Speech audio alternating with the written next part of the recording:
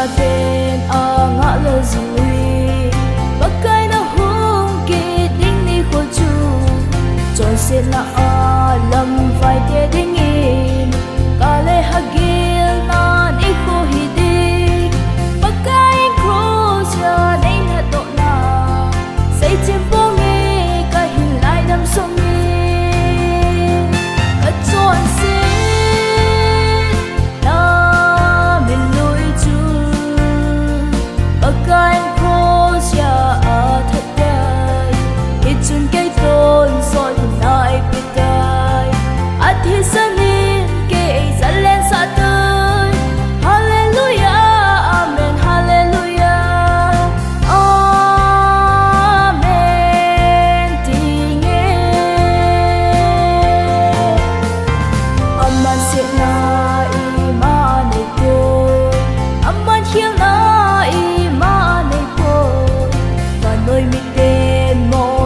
sông leo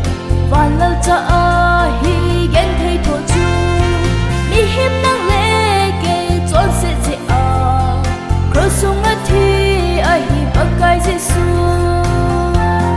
a chon se na min lui chu bakai cross ya a that dai hi chun kai ton sol nai pitai thi sanin ke zalen sa tay hallelujah amen hallelujah amen tinge om ni chon se lang vai nang le ke pagkain o ne min nei ko ve nang le ke zi in mo a changin kalvarin hang chung a chun a thi san ho tui in a long e mi chuan se nang le ke dam na ding in a chuan se na min lui chu bakai cross ya a that dai i chun ke ton sol nai pitai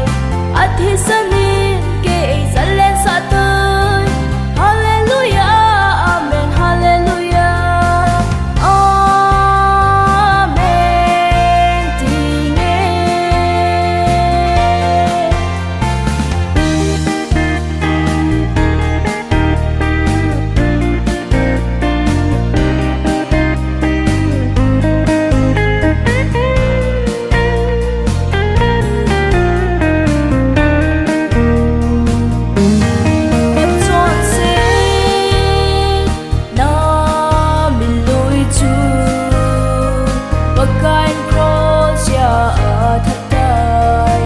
chun ke